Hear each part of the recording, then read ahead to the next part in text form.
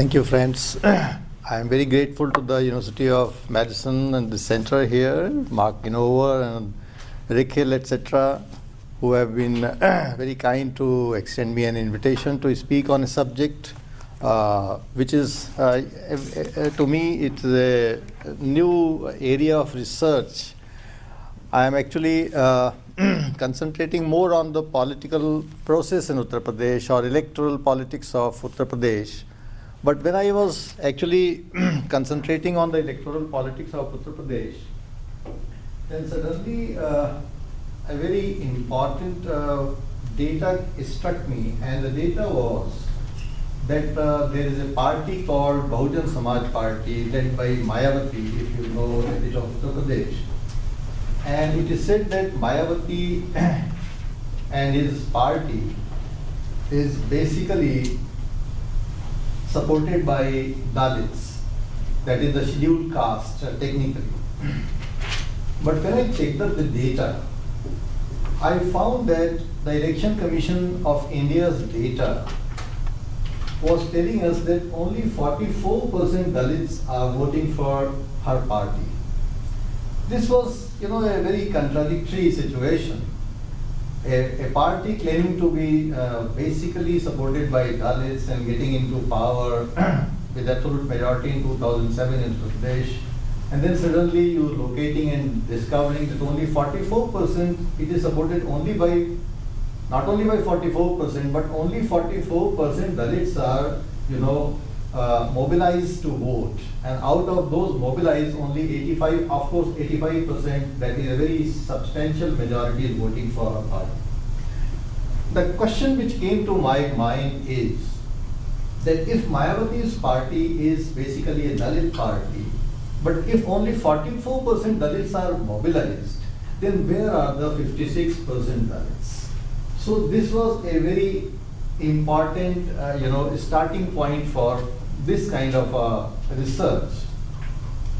When I tried to explore this, their absence, those 56% people, because they form a very substantial section of the Dalit society, then suddenly my discussions, my investigations, they led to a very strange disclosure.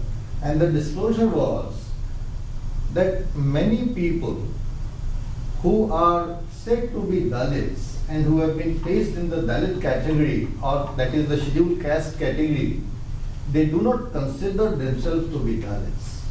They do not consider themselves to be scheduled caste. And when I checked up why they don't consider themselves to be Dalits and why they consider themselves to be scheduled caste, they plainly told that they are not scheduled caste, rather they are tribals. They are tribals and they should have been treated as tribals, and they should have been scheduled in the constitution as scheduled tribes, which is absolutely a different category. So it was a very strange situation, and that situation was clearly speaking about a crisis of identity, that X was placed in a Y category. So this was the issue, that X was placed in the Y category, tribals were placed in the Dalit category, and they were not willing to consider themselves Dalits, and therefore they were not willing to come out and vote for a Dalit party. So friends, this is the genesis, this is the starting point of my entire inquiry. And I thought it very interesting because when I wrote to the center about this issue, Nikhil probably wrote me back that this is an area of under-researched, very, very under-researched issue, and probably we would be interested in knowing a bit about that. So it is in a very preliminary stage of investigation, but whatever investigation that I have conducted so far is like this. The slides might be very longer and lengthy, but I will give you a very synoptic view of what the research is all about. The research is like this, that in India, there are three categories. There are three basic categories of social denominations, and these categories are listed here. One you call race and caste and tribe. So I'm not going into the details of all this because this is all very well known to the academics and all. But the tribals, I will only say that they were a parallel society before independence. and they were a parallel society outside the Hindu social structure, Hindu hierarchy. Now, they basically were living in jungles, they were basically living in deep forests, and they were not integrated to the society. And therefore, the perception of the entire tribal society was that the tribal society by and large is a marginalized, is a society which is alienated, is a society which is not integrated in the mainstream. And therefore, the tribals as a whole were considered to be a backward social denomination. So this is about the tribals. Now, I mean, some of the pictures that you can see of the tribes, and I will not explain the tribes, but I will certainly let you know that when the Constitution of India was made, that was in 1950, the makers of the Constitution, they actually tried to create a new administrative category for some affirmative action program benefits and also for some political representation guarantees to the tribals, and they called them scheduled tribes. So a new category of scheduled tribes was introduced in the Constitution, but unfortunately, those who were scheduled to be, those who were addressed as scheduled tribes, there was no objective criteria of who among the tribals would be scheduled. Basically, the argument was that the tribal society is a backward society. They should all have been scheduled. They should all have been scheduled in the Constitution, but they were not scheduled.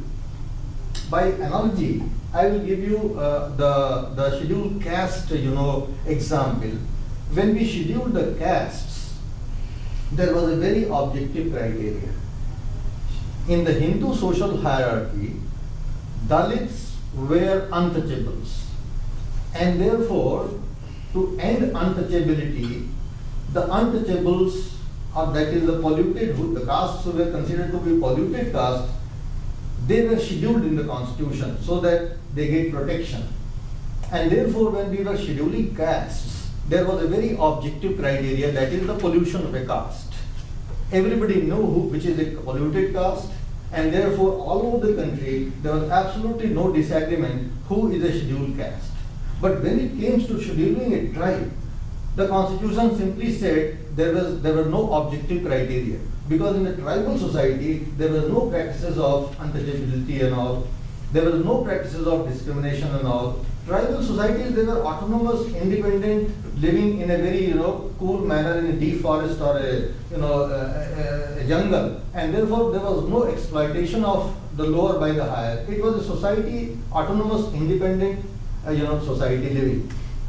So what happened is that arbitrarily some subjective criteria were evolved that who is a scheduled tribe.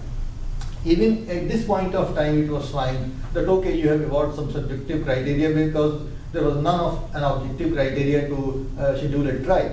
But even then, the problem, did not end.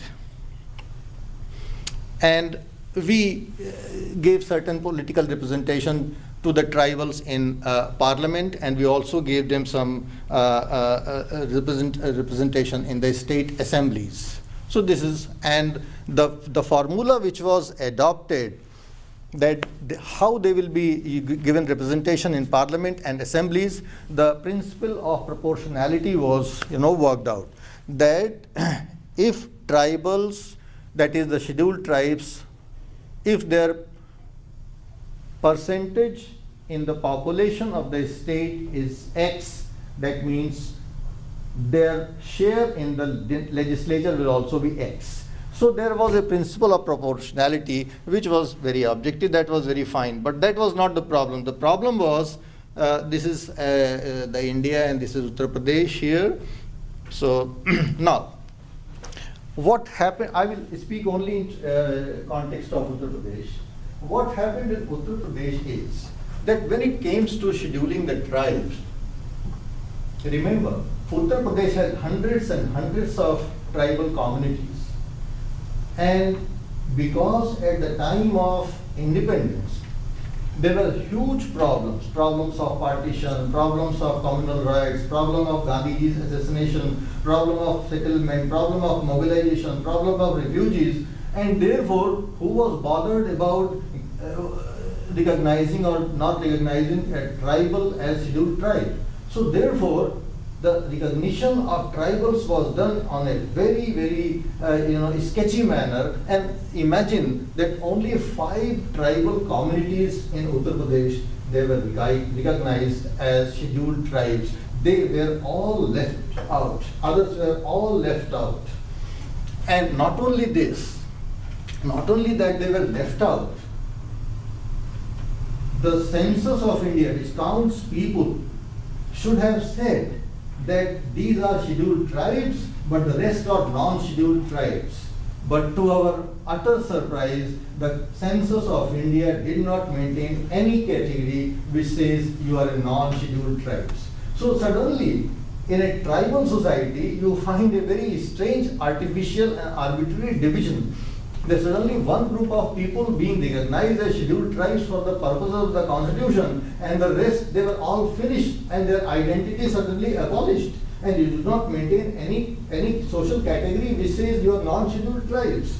So this was very, very great torture and also a great loss of identity to the tribals. And not only this, you see the double and triple problem with these people. The people who were not recognized as scheduled tribes, they were not only not recognized as non-scheduled tribes, but they were arbitrarily placed in the Hindu social order. And that too at the lowest echelons of the Hindu social order. That means they were either placed in the Dalit category or they were either placed in the OBC category. So something very serious has gone wrong somewhere during the process of making the constitution and during the process of scheduling the tribes. And therefore, a very large number of scheduled tribes, they were de-recognized as tribals, and they were simply placed into the Hindu category as Dalits or OBCs. And once they were placed in the Dalit category, or once they were placed in the OBC category, then some other problems started arising. Now the question is that are there really no tribals in Uttar Pradesh? As you can see, the Census of India says that only there are very minuscule 0.02% scheduled tribes in Uttar Pradesh. And this is or 0.06% scheduled tribes in Uttar Pradesh, and this data has further depleted after 2000 because a lot of scheduled tribes, they have been migrated, they have gone to the Uttaranchal thing, which is now a separate state. So our share of scheduled tribes in Uttar Pradesh has reduced from 0.6% to 0.2%. And 2011 census has so far not produced the data. I checked up with the census. They are not willing to share data. They said they will take some more time, and therefore there are no clear pictures. Now the question is that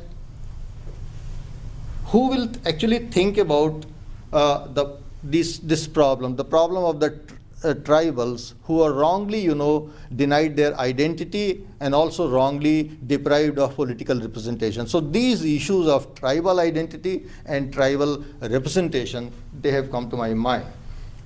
Now this is the origin of scheduling tribes. What happened actually? That way back in 1833, when the Britishers were ruling India, then for protecting certain tribal rights, they declared certain areas as scheduled areas and deregulated areas. That means certain acts and certain laws and certain regulations, they will not apply there or apply with certain amendments so that the tribals are protected. Now what happened? Leave aside this entire lengthy thing that we have no time to share. But what happened, let us come to the Constitution of India.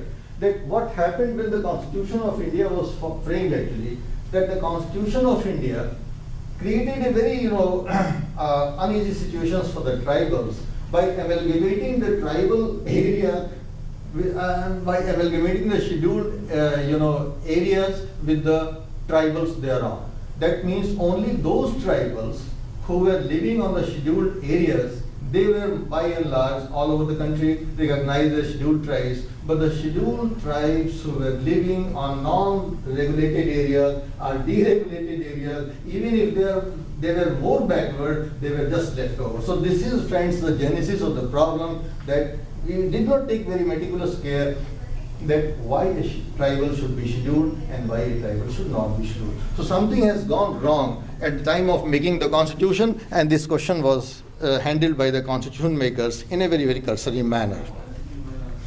And therefore, the constitution recognizes only 5 tribals as scheduled tribes in Uttar Pradesh. And not only that, when the constitution recognized certain tribals as scheduled tribes, then what happened is that certain area restrictions were imposed on that. That you are recognized as scheduled tribe, but then you are recognized as scheduled tribe if only you were living in a certain pocket. Then there was a huge, hue and cry, and finally in 1967 the parliament had to pass a law, and this area regulation was removed, and a scheduled tribe, at least these 5, Bhotia, Buksa, Jaunsari, Raji and Tharu, these 5 tribals living anywhere in the Uttar Pradesh, they are now considered to be the scheduled tribes, and only they were counted for the census purposes. Now I'll give you further, plight of these problems. That when I checked up this, that when they were recognized as tribal or scheduled tribe, only at least these 5 group of people, why they are not figuring in the census? Why they are not figuring in the census 1961? Why they are not figuring in the census earlier, 1951 and 1961? Then I was surprised to find that the census did not count them. And when I checked up with the census why you did not count these people who were recognized by the president as scheduled tribes in Uttar Pradesh, they said that these 5 scheduled tribes who were recognized as scheduled tribes by the president of India, they were not notified as scheduled tribes in Uttar Pradesh till 1967. And therefore there was no question of, since they were not notified, the census would not take cognizance of them, and therefore they will not count them. And for the first time, since they were notified in 1967, the first census count of 1971 was done for the scheduled tribes in Uttar Pradesh. These 5 people were counted for the first time in 1971 and not before that. And when they were counted, you can see here that they are not being counted in 1951, they are not being counted in 1961, they were for the first time counted in 1971, and thereafter they have been counted regularly. Of course, you can see the data here that there is a depletion and reduction in the data. That is because of in 2000 most of the tribes, they were transferred to Uttaranchal. So this is a very important finding for me, that 1971 onwards only these tribals have been counted, just those 5 tribals. Now this is about their identity and loss of identity. When I checked up that how things have gone for their representation, then this is the scenario that, as you can see, they were not represented in the first 4 elections in Uttar Pradesh because they were not counted. Then for the first time they were counted in 1971, and therefore when the Uttar Pradesh elections were held, then originally 2 seats were reserved for in 1974. As you can see, 2 seats were reserved for them. One fall in the present Uttar Pradesh, and the second Chakrata fall into the Uttaranchal, which is in the Uttaranchal right now. And therefore what happened, that subsequently these 2 were reduced to 1 on the basis of population thereafter by the Election Commission for reasons best known to them. They did not clarify, just said there only 1 seat. And as you can say, in 2000, since that Uttaranchal was formed and most of the tribes went to Uttaranchal, therefore you can see that from the elections 2002 onwards, not a single seat was reserved even for the scheduled tribes. That lone seat also went to Uttaranchal. So this is the triple loss to the scheduled tribes in Uttar Pradesh. They have lost identity, they have lost their numbers, and they have lost their political representation. So these three major losses have happened to the tribals in Uttar Pradesh. Interestingly, the issue was in the pipeline and people kept on talking about all this.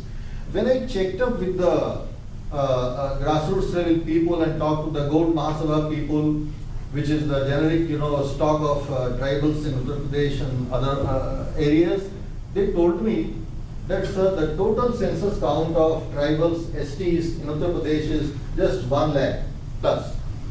But if you go to a district called Sultanpur, which is Amethi, and this Amethi I have brought in because most people know Amethi for Rahul Gandhi and all. He has been representing Amethi. Then they said there are more than 1 lakh tribals only in Sultanpur districts because they consider themselves to be the tribals. They are the descendants of Gond, which is the generic stock of the tribal communities in Uttar Pradesh, and therefore the entire number in Uttar Pradesh would be phenomenal. I was really amazed. I mean, for a moment, I could not understand what had happened to the tribals of Uttar Pradesh and why people were so, careless about recognizing and identifying the tribal people. But certainly, this has happened. Now, what happened is that there was an agitation, and the agitation was that some more people should be recognized as tribals and all, scheduled tribes of Uttar Pradesh. After 52 years of long, struggle, the parliament finally recognized that yes, something wrong has gone, and it transferred around. It recognized that 17 castes and subcastes who are placed in the Dalit category, they should not need to be transferred to the scheduled tribes category. So for the first time in 2002-03, the Parliament of India took upon itself, because any changes in the original notification by the President of 1950 can be done only by law. Nobody else can do it. So you need to pass a law. So Parliament had to pass a law to give you a fresh identity, and 17 tribes, 17 castes and subcastes, they were identified from the Dalit category and then transferred to the scheduled tribes category. So a partial rectification was done. But you know what happened? Very surprisingly, the 17 category of people who were transferred from the Dalit category to the scheduled caste category, they were just given a very lopsided recognition. That means out of 70 districts in Uttar Pradesh, in only 13 districts of Purvanchal, that means 13 districts of Eastern Uttar Pradesh, they was recognized as tribal. This is the, you see, this is the list, this is the table which says that in which district you are a tribal. As you can see that most of the districts, they come in the Eastern Uttar Pradesh.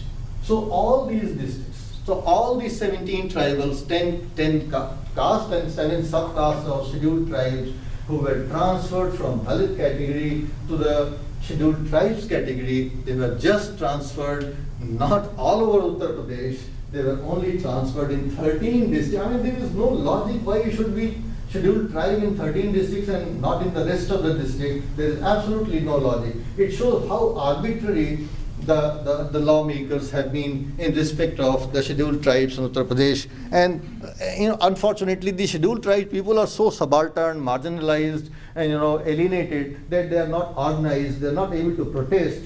But somehow things are gearing up right now. And we can very well say that this was a very artificial, recognition of scheduled tribes, and it completely divided, because suddenly those people who were earlier not recognized as scheduled tribe in 13, districts, they had a statewide relationship of, social relationship of marriages and all. But suddenly, out of all those people, then you say that no, now they are in 13 districts, those people are scheduled tribes, and the rest of 60 odd districts, they are scheduled castes. I mean, what is this? What's going on? And nobody is bothered, nobody is taking up their cases. And I also incidentally fell on this issue, during the process of my researches in other domain. But I was really agitated about all this, that look, these people, there are no speakers, there are no people who can represent their case. So I have tried to first understand what is going wrong so that I can share this entire thing with the wider audience. Now, what should be done? And what is my argument? My argument is that who is a scheduled tribe in Uttar Pradesh should be handled in an objective manner. And the objective manner is that who is a scheduled caste and who is a scheduled tribe should be clearly understood. We all understand who is a scheduled caste. The one who is considered to be a polluted caste within the Hindu social hierarchy earlier. The pollution is not rampant right now. But who is a scheduled tribe? This has to be understood, and this has to be understood very carefully. And for understanding who is a scheduled caste, you have to go back 100 years back. 1891. I took the data from 1891. There's a very interesting book by William Crook. And I do not know, my anthropology friends will be probably looking at that. It's a very interesting book to look at. It's a 4-volume book. And in that book, 100 years back, when there was no concept of a tribe and a scheduled tribe, then in that book, William Crook has very clearly delineated who is a tribe and why is a tribe. And the tribe is a person who is of a particular generic stock, that is Gond. And therefore, all the descendants of Gond, they need to be recognized that they are tribes and they need to be classified as scheduled tribes. This is the entire argument in that book. And that argument I have drawn. And in that book it is very clearly written that there are 2 or 3 more tribal denominations, for example, Mallah, for example, Kahars. And it says that the Gonds of eastern districts and usually classed with the fishing tribes are Kahar and Mallah. This is in his sense. And he was doing a census on behalf of the government. So it is printed by the government press. So it's not an ordinary book. It's a very important book which can trace the entire origin. And according to that book, the Gonds at that point of time were around 0.64 millions. 64 million. In the same way, the Kahars, to just rush up the whole thing so that we have some time for discussion, I will not go into the details. The Kahars, you see, if you know a bit about India, though people who use their shoulders for transporting, brides and all after the marriages, it's called palki, palki. So such people are called Kahars, and they derive their origin from Dhuriyas. And Dhuriya is a term which has a mythological interesting reference. And the mythological reference says that Lord Shiva, he created Dhuriyas from dust or dhur so that his wife Parvati can be transported conveniently. And therefore, the Dhuriyas, the Kahars, they say that they have a mythological origin and therefore they class themselves with tribal category people, and they say we are very much scheduled tribes, and they want. And their number in 1891 was 6.1 million. That is William, not me. That is the book I have quoted. In the same way, there is a category called Mallah, and these Mallah, they are also very strong. These Mallah people, they were, mythologically everybody knows how a Kevat, how Lord Ram was transported when he was on an exile, when he was going to forest on a 14 years exile, then how Mallah Nishadraj transported Lord Rama to the across the river, and their number was the population in 1890 was 3.69 lakhs. according to Crooks, it may have swelled to around 1.9 millions now. So my argument is based on empirical facts, and this table, this gives you a holistic, vision of how, if all the categories, this is the first category recognized in 1950, this is the second category, that is those who have been given the scheduled tribes status in 2002, and this is the third category that needs recognition, Gond, Kahars and Malla. If only these three categories of people are clubbed together, then the entire population comes to around 8.95 million right now, which is phenomenal by any standard. And I was looking at the Supreme Court decisions recently. There was a challenge in the Supreme Court. Somebody said, why not reveal the data? What is the position of these people who have been recognized in 2002 as scheduled tribes? And this is the link. And the Supreme Court says that in that Supreme Court judgment, the Supreme Court says that, well, they should be very close to this much number. I have given a smaller number for them, but the Supreme Court says they might have a bigger number. So let the data be revealed by the census. And it is very interesting, we are all waiting. So even what I anticipate, that there should be the number of people who were freshly recognized in 2002-3 as scheduled tribes, the data could still say that their number is greater than that. So what I am trying to, the projected population of scheduled tribes would be phenomenal right at the moment if correctly recognized. And these are some forgotten tribals. They are also listed in that book, William Crook. And all these people, they would make a very, very strong case for a very good number of tribals.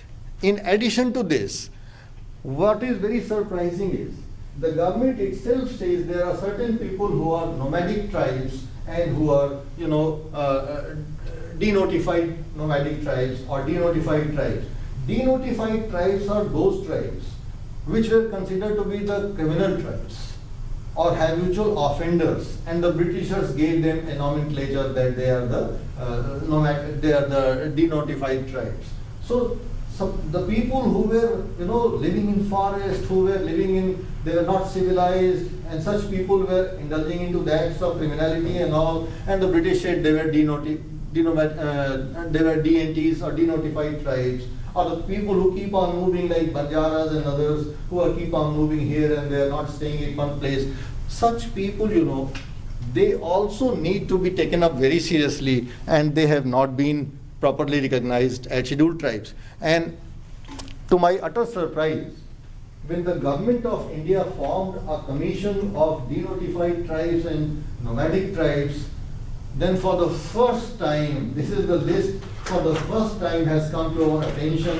Never before the government has ever disclosed who are the denotified tribes and who are the notified tribes. Their lists were not even made public. This is for the first time when the government of India set up a nomadic commission or denotified commission. For the first time that commission asked the state governments to make public the list of denotified tribes and nomadic tribes. So what I am, friends, trying to emphasize is that if you club the denotified tribes, nomadic tribes, forgotten tribes, and the tribes which I had listed earlier, around 8 million people, then their number would be phenomenal. And their number would be probably more than what the tribal population in India is claimed to be, that is around 8.2%. The Census of India says the scheduled tribes in India are 8.2%, and additionally there are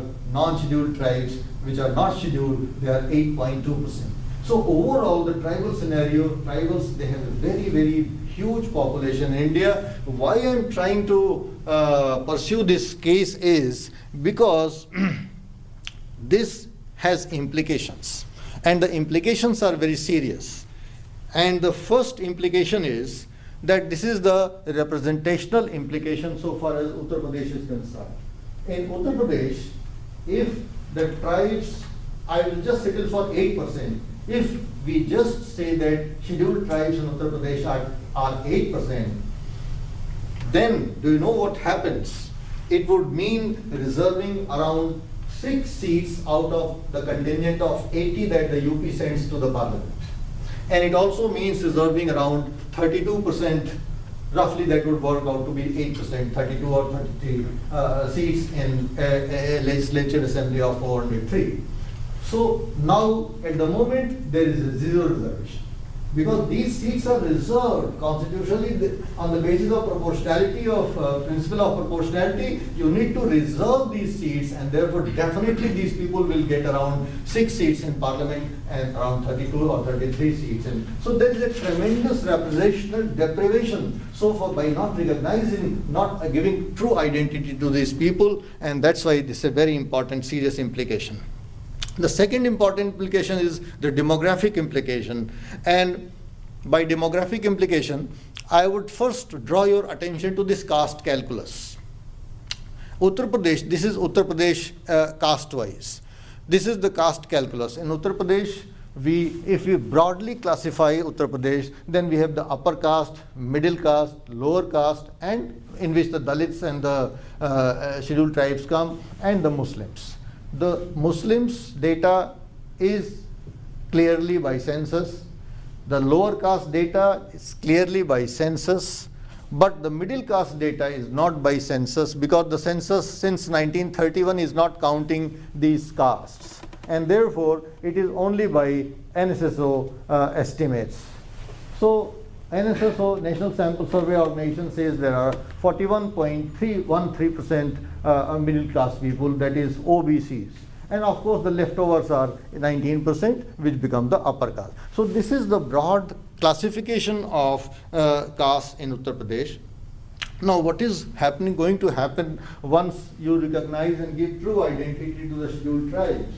And it's going to happen that because the scheduled tribes are placed into the OBC category or Dalit category, there will be a lot of, extrication of sections from OBCs and SCs to the scheduled tribe category, and therefore that would greatly depreciate the population of scheduled caste and scheduled tribes. So that would be a demographic implication, and suddenly these castes will lose that much weight, which now they claim that they have, because they are 41% or they are 21%. When the correct identity of scheduled tribes is restored, probably the number and the strength of these two castes, OBCs and Dalits, would come down substantially. So that is one demographic implication.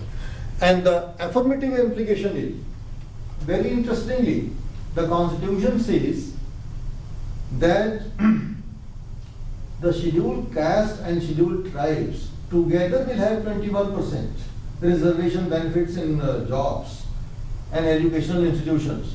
And lo, what has happened in Uttar Pradesh? Because the government and the census says there are no scheduled tribes, the entire 21% reservation has been gobbled up by the scheduled castes. No logic.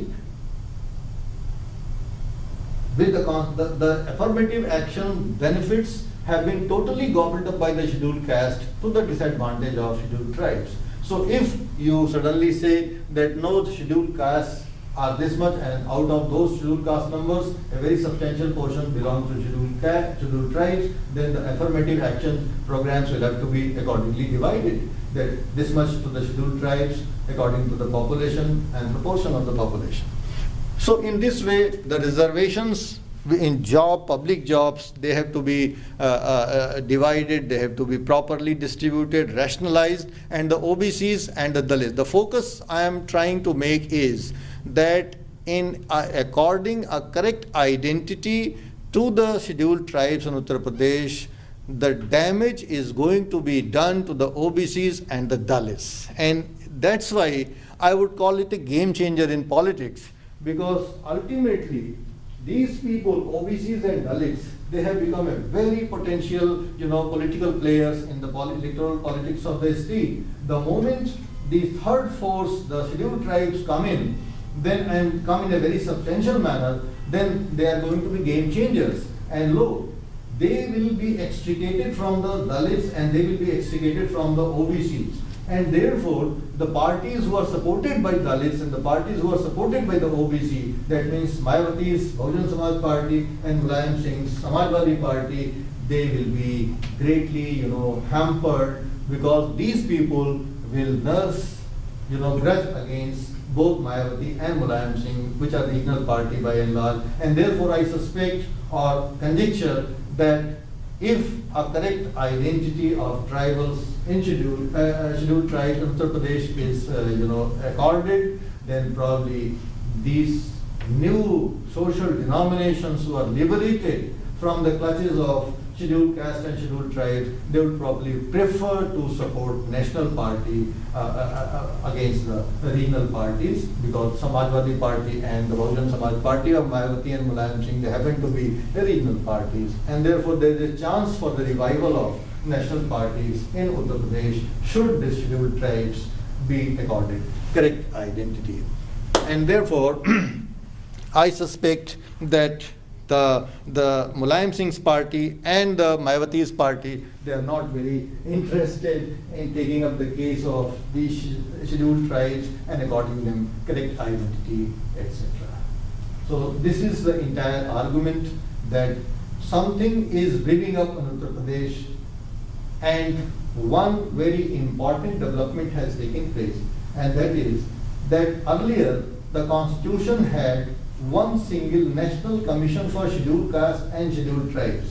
But a few years back, the Parliament amended the Constitution, and now we have a separate National Commission for Scheduled Castes and we have a separate National Commission for Scheduled Tribes. And because now we have a separate National Commission for Scheduled Tribes, the chances are that probably this National Commission for Scheduled Tribes would work for the betterment of the cause, or would take up more seriously the cause of the tribes or scheduled tribes which are marginalized, and hope that in the days to come, correct identity would be accorded to these social groups. Thank you very much.